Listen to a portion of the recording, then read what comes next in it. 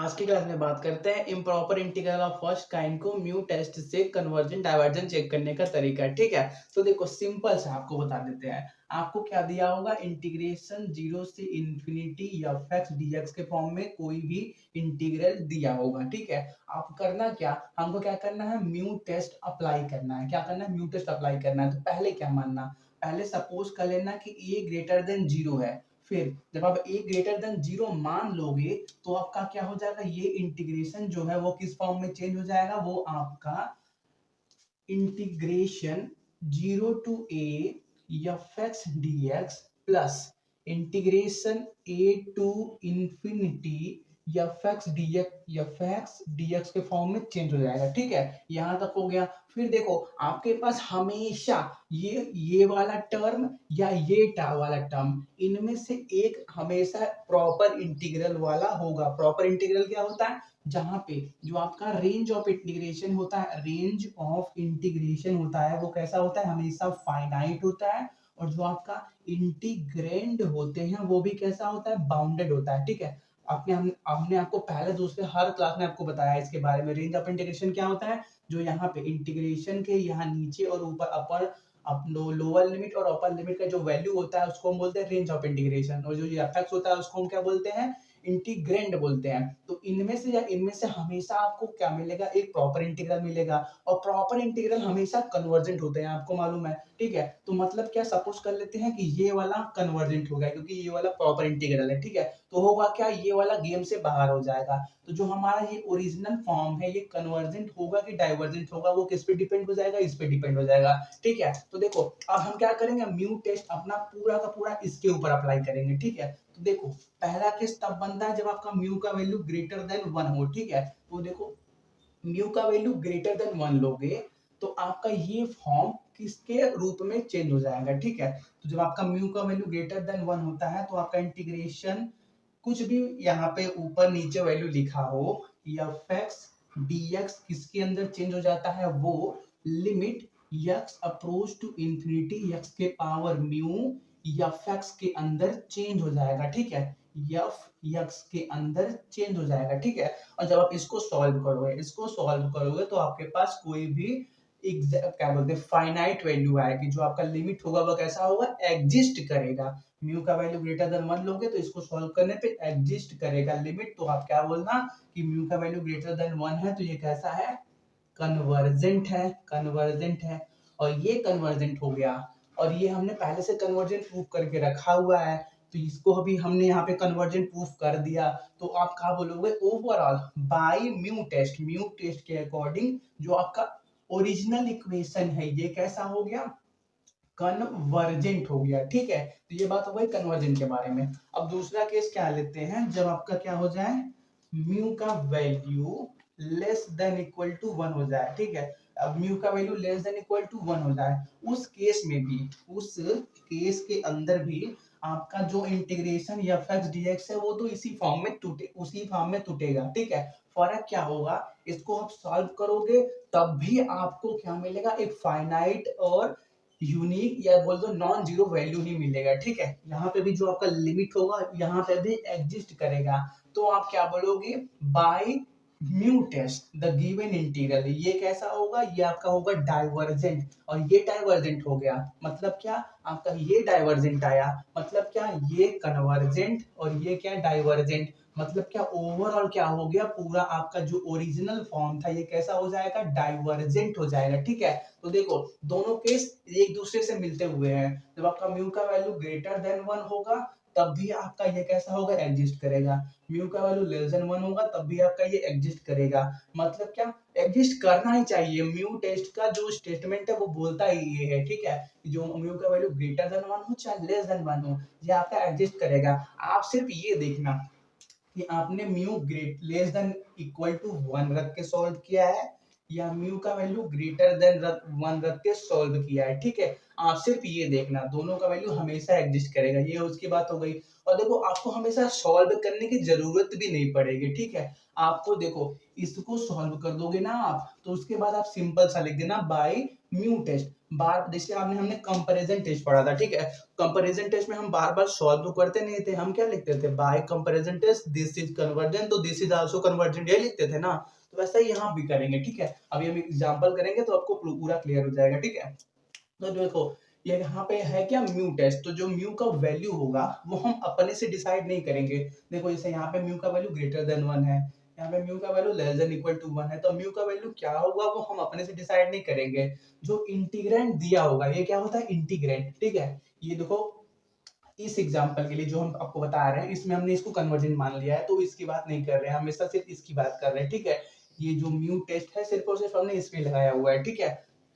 तो देखो ये इस आगे एफ क्या होता है, एफ होता है आपका इंटीग्रेंट। तो थोड़ा सा पहले जगह बना देते हैं, ठीक है, एक सेकेंड। तो देखो जो आपका ये इंटीग्रेंट होगा, जो एफ होता है उसको इंटीग्रेंट बोलते हैं। तो देखो इंटीग्रेंट आपका न्यूमरेटर अपन डिनोमिनेटर के फॉर्म में होगा या हम उसको कन्वर्ट कर देंगे, ठीक है।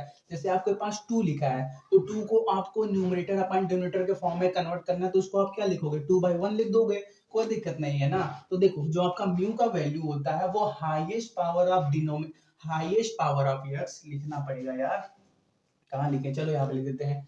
जो आपका म्यू का वैल्यू होता है वो होता है highest power of x in denominator minus minus highest power of x in numerator, ठीक है। एक्स जो म्यू का वैल्यू होता है वो यहां से निकलता है, ठीक है।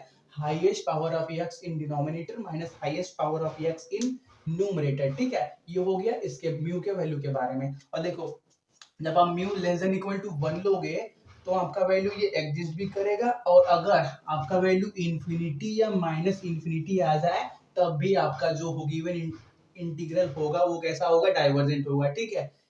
बस आप क्या देखना कि यहाँ पे mu less than equal to 1 है तो एग्जिस्ट करे, चाहे इंफिनिटी आए चाहे माइनस इंफिनिटी आए, दो तीनों केस में डाइवर्जेंट होगा। सिर्फ कन्वर्जेंट कब होगा, जब आपका म्यू का वैल्यू ग्रेटर देन 1 होगा और ये एग्जिस्ट करे, ठीक है। चलो नोट करो, देखो हमारे पास एग्जांपल नंबर 12 दिया हुआ है। Test the convergence of the integral integration 0 से इंफिनिटी x के power 2n upon 1 plus x के power 2n dx where m and n are positive integral, ठीक है। हमको इसका कन्वर्जेंट और डाइवर्जेंट प्रूफ करना है, ठीक है। तो देखो हम क्या करते हैं, इसको म्यू टेस्ट से सॉल्व करते हैं, ठीक है। तो देखो हम सपोज क्या कर लेते हैं, जब कभी भी आपको कोई भी इंटीग्रेशन 0 से इंफिनिटी एफ एक्स dx के फॉर्म में दिया हो, ठीक है, तो आप क्या करो, इसको सिंपल बनाना है तो आप क्या करो, पहले सपोज ये कर लो कि a ग्रेटर देन 0 है, फिर आप इसको इसको किसके फॉर्म में लिख सकते हो, integration 0 to a f x d x plus integration a to infinity f x d x. इससे करोगे ना तो होगा क्या, बहुत सारे पॉसिबिलिटीज ऐसे हैं कि इनमें से इन दोनों में से कोई एक अपने आप कन्वर्जेंट हो जाएगा। कन्वर्जेंट क्यों हो जाएगा, क्योंकि वो प्रॉपर इंटीग्रल होगा, ठीक है। देखो अभी इसको हम सॉल्व करेंगे तो बताएंगे। देखो प्रॉपर इंटीग्रल आपने पढ़ा हुआ है, प्रॉपर इंटीग्रल कब होता है, जब आपका रेंज ऑफ इंटीग्रेशन क्या हो, फाइनाइट हो, और इंटीग्रेंड भी क्या हो, बाउंडेड हो। तो अगर आपका रेंज ऑफ इंटीग्रेशन किसको बोलते हैं, हम इसको, इन दोनों को हम क्या बोलते हैं, रेंज ऑफ इंटीग्रेशन। यहाँ पे देखो हम a का वैल्यू लिखते हैं, यहाँ पे b का वैल्यू लिखते हैं, आप सभी को मालूम है। तो इस a और b को क्या बोलते हैं, रेंज ऑफ इंटीग्रेशन। और जब इंटीग्रेंट इंटीग्रेंट मतलब क्या, ये एफ एक्स वो भी बाउंडेड हो, मतलब क्या, वो प्रॉपर इंटीग्रल हो गया, और प्रॉपर इंटीग्रल हमेशा कन्वर्जेंट होते हैं। तो क्या हो जाएगा, ये एक आराम से कन्वर्जेंट हो जाएगा। हमको सिर्फ एक बार आराम से कन्वर्जेंट प्रूफ करना होगा, उसको हम म्यू टेस्ट लगा के प्रूफ कर देंगे, ओवरऑल हमारा पूरा क्या आ जाएगा, कन्वर्जेंट आ जाएगा। ऐसे ही हम डाइवर्जेंट के लिए भी लगा सकते हैं, ठीक है। तो हम करते क्या है, a ग्रेटर देन 0 लेते हैं। तो हम हमारा जो इक्वेशन कैसा दिया हुआ है, इंटीग्रेशन 0 से इंफिनिटी x की power 2m upon 1 plus x की पावर 2n dx, ये किस फॉर्म में चेंज हो जाएगा, आपका इंटीग्रेशन 0 टू a x की power 2m upon 1 plus x की power 2n dx plus integration a to infinity x की power 2m upon 1 plus x की पावर 2n dx। तो देखो यहाँ से हमको फायदा क्या हुआ, ये जो पहला पार्ट है, ये पहला पार्ट है, ये कैसा है, ये प्रॉपर इंटीग्रल है। प्रॉपर इंटीग्रल देखो यहाँ पे a और b की वैल्यू फाइनाइट है, जो रेंज ऑफ इंटीग्रेशन है वो भी फाइनाइट है, और जो आपका इंटीग्रेंड है वो भी बाउंडेड है। जब आप x की जगह 0 रखोगे तो भी आपको बाउंडेड वैल्यू मिलेगी, और जब क्या करोगे आप x की जगह a रखोगे तब भी आपको बाउंडेड वैल्यू मिलेगी। मतलब क्या, पहला केस तो हमारा क्या हो गया, कन्वर्जेंट हो गया, अपने आप कन्वर्जेंट हो गया। हमको सिर्फ क्या करना है, इसको चेक करना है कि वो हमारे अब रियल क्वेश्चन कौन सा, ये जो क्वेश्चन है ये किस पे चला गया, सिर्फ और सिर्फ इस पॉइंट पे डिपेंड हो गया। ठीक है, यहाँ पे देखो जीरो से इंफिनिटी था, हमने उसको ए टू इंफिनिटी में चेंज कर लिया। ठीक है, तो देखो यहाँ पे क्या है, ये है, हम क्या करते हैं, म्यू टेस्ट लगाते हैं। म्यू टेस्ट लगाने के लिए आपको क्या चाहिए, म्यू का वैल्यू कहाँ से निकलता है, जो ऊपर होता है उसको न्यूमरेटर बोलते हैं, नीचे वाले को डिनोमिनेटर। तो डिनोमिनेटर में पड़े हुए यक्स के हाईएस्ट पावर, यक्स का हाईएस्ट पावर कितना है 2n, माइनस न्यूमरेटर में रखे यक्स के हाईएस्ट पावर से, यक्स के पास हाईएस्ट पावर कितना है 2m, तो म्यू का वैल्यू यहाँ से निकलता है। ठीक है, थोड़ा सा जगह बना दे पहले। तो हमने आपको म्यू टेस्ट के इंट्रोडक्शन में क्या बताया था कि जब हम किसी भी एफ एक्स डी एक्स में म्यू का वैल्यू को मल्टीप्लाई करके लिखते हैं तो उसमें क्या चेंजेस आती है। देखो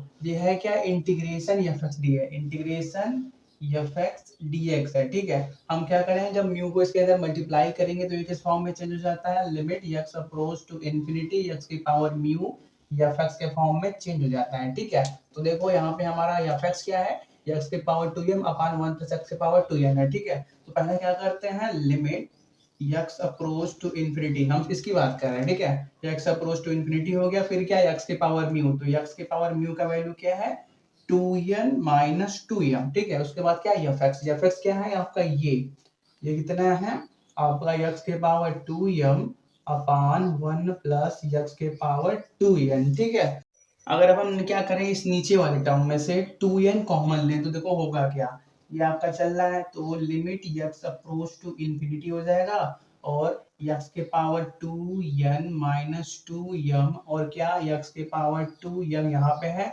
अगर इस में से हम क्या करें, x के पावर 2n कॉमन ले तो हमारे पास क्या बचेगा, देखो अगर हम x के पावर 2n कॉमन निकाले तो यहाँ पे 1 अपान x के पावर 2, सॉरी n निकालें कॉमन ना, तो x के पावर 2n कॉमन निकला तो 1 अपॉन x के पावर 2n बचा, और क्या बचेगा प्लस 1 बचेगा, कोई दिक्कत नहीं है।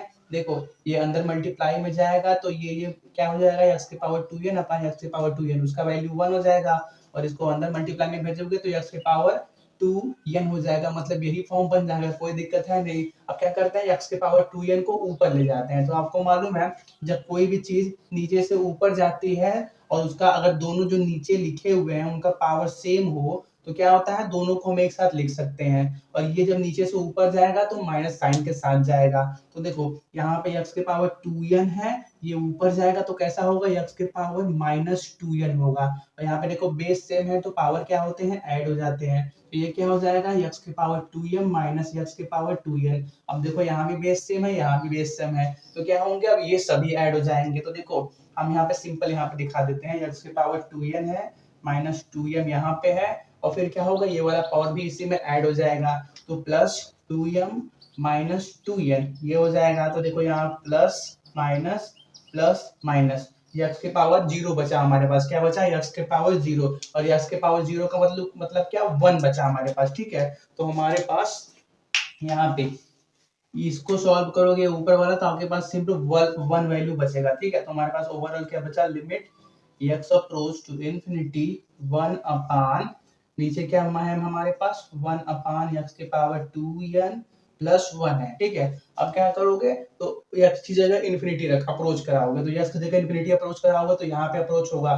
तो यहाँ पे क्या हो जाएगा, इंफिनिटी की पावर 2n, मतलब क्या 1, इंफिनिटी के पावर 2n का मतलब इंफिनिटी के पावर 2n का मतलब क्या, इंफिनिटी। ठीक है, तो यहाँ पे 1 अपॉन इंफिनिटी हो जाएगा, और 1 अपॉन इंफिनिटी का मतलब क्या, 0, तो क्या 1 अपॉन 0 प्लस 1 मतलब क्या, हमारे पास 1 वैल्यू आ गया, क्या है 1 वैल्यू आया, और 1 क्या है, 1 नॉन जीरो भी है और एक फाइनाइट वैल्यू भी है। ठीक है, तो हमारा क्या हो गया, जो हमारा हमने सॉल्व किया, ये जो हमने सॉल्व किया ये एग्जिस्ट कर रहा है। ठीक है, तो देखो अब आपको कुछ करने की जरूरत नहीं है, यहाँ पे आपका आप क्या बोलना, जो आपका 1 है वो फाइनाइट है, यूनिक भी है और नॉन जीरो वैल्यू भी है। देयरफॉर म्यू टेस्ट क्या बोलता है कि अगर आपका म्यू का वैल्यू ग्रेटर देन 1 हो तो जो आपका integration f x d x है वो कैसा होगा, कन्वर्जेंट होगा। ठीक है, तो देखो म्यू का वैल्यू क्या था हमारे पास, था 2n माइनस 2m था, ये क्या होना चाहिए, ग्रेटर देन 1 होना चाहिए। मतलब क्या, आपका 2n का value greater than 1 minus 2m होना चाहिए। इसका मतलब क्या पता चला कि आपका जो n का वैल्यू है वो हमेशा m से बड़ा होना चाहिए। क्यों? देखो यार, लिखा क्वेश्चन में क्या हुआ है, m और n का हमेशा क्या है, पॉजिटिव इंटीजर है। इसीलिए पॉजिटिव इंटीजर है तो हमको क्या करना पड़ेगा, हमेशा ही n का वैल्यू ग्रेटर देन m लेना होगा कन्वर्जन प्रूफ करने के लिए। ठीक है, फिर हम क्या बोल सकते हैं, आल्सो बाय म्यू टेस्ट अगर आपका क्या, म्यू का value less than equal to 1 हो जाए तो आपका जो integration f x d x है वो कैसा हो जाएगा, डाइवर्जेंट हो जाएगा। इसको आपको प्रूफ करने की जरूरत नहीं है। आपने यहाँ पे क्या लिखा हुआ है, द म्यू टेस्ट अपने आप में ही एक प्रूफ है। ठीक है, हमने अभी कुछ टाइम पहले इंट्रोडक्शन में आपको दिखाया था म्यू टेस्ट के बारे में, वहां पे हमने प्रूफ देख लिया है। अब हमको बार बार प्रूफ करने की जरूरत नहीं है।